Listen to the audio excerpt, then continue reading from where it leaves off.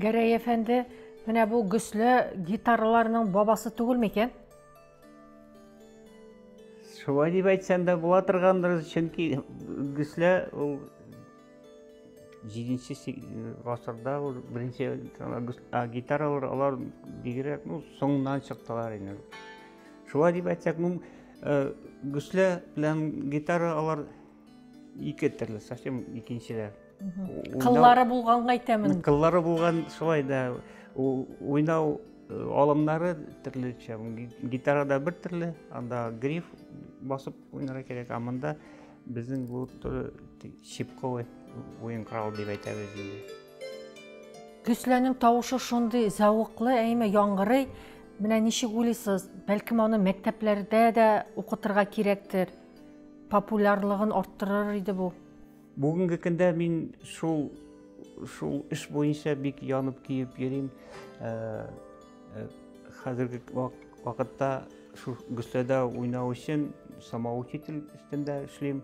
Алар минем уемда, башымда аларны хәзер язып, ноталарга төшереп уйнаган көйләрне без уйнаган ансамбльга язган обработкаларны нотага төшереп, шуларны бер китап итеп ясап чыгарга, алдагы көндә бәлки музыка мәктәпләрендә дә балаларга өйрәтерлек булыр дип.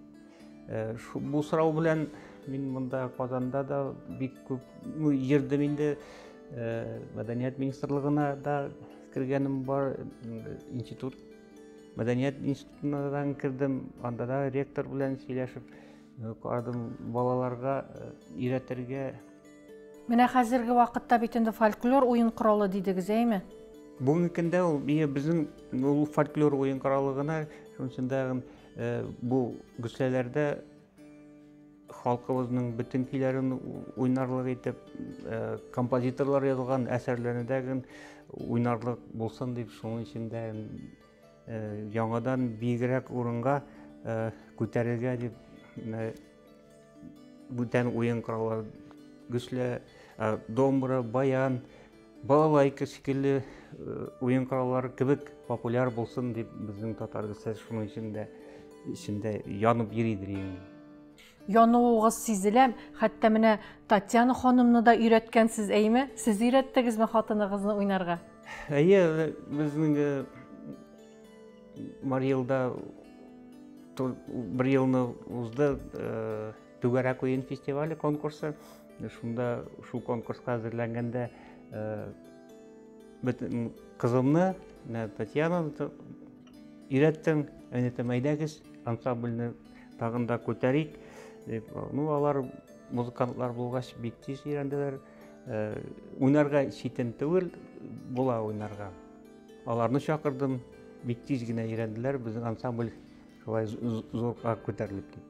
Белүемчә, гаилә ансамблен белән дә йөрисез, әйме? Без 6 инде, без икәү дә, кызым, кияү, ике оныгыбыз, алар төрле ансамбльдә бергә дә уйнаган бар, чыгыш ясаган бар, семейный ансамбль дигән, гаилә ансамбле. Алайдагы чыгыш ясаган бар. Менә шушы уен коралы, менә хәзер генә сез уйнаган уен коралында сез үз кулларыгыз белән ясадыгызмы? Менә монысын дагы үзем ясадым, 15 елда Кырымда узды, бөтен Россия Түгәрәк уен фестиваль конкурсы. Шул фестивальгә ясап бетердем мин аны. Әйтәм, сәгать төнне 11дә ясап бетердем, кылларын куеп, иртә белән 5тән автобуска утырып чыгып Кырымга киттек. Беренче тапкыр үзен тавышын Кырымда күрсәттем. Ике яклы, шушындый безнең үзенчәлекле бер уен коралы булды. Әле сез аны бизәп тә куйгансыз, әйме? Һәрбер уен коралында шушындый матур итеп бер бизәк таптым, татарча инде шул матур булсын дип. Кайда бөтен минем ясаган гөсләләр дә шушындый декасына ясалган шундый матур итеп рәсемләре бар.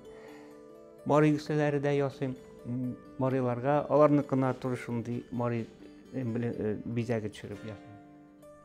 Менә сез бит инде безгә кунакка килдегез, Мари иленнән, әйме? Ничегрәк анда безнең татар милләте ничегрәк яши, менә борынгы уен коралларында уйный димәгәйме? Біздің мына Йошкар-Олада бар елда біздің 43 мың татар яши деп айтабыз енді.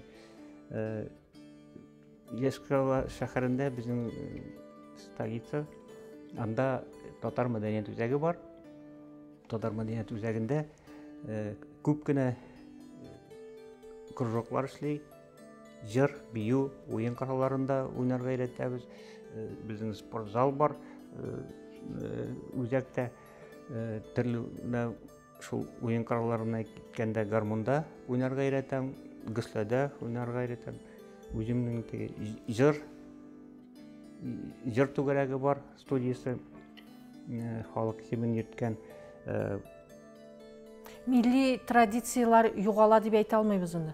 Дөрес, шул эшне алып барабыз, телне саклап калуда, халкыбызның көйләрен, җырларын югалтмас өчен үзебез белгән, икенче поколениягә калдырырга дип, шуның өчен дә безнең Татарстан министрлыгы белән бик элемтә нык күп семинарларга, чакыралар, фестивальләргә йөрибез. Татарстан клубларында, Татар Республикасындагы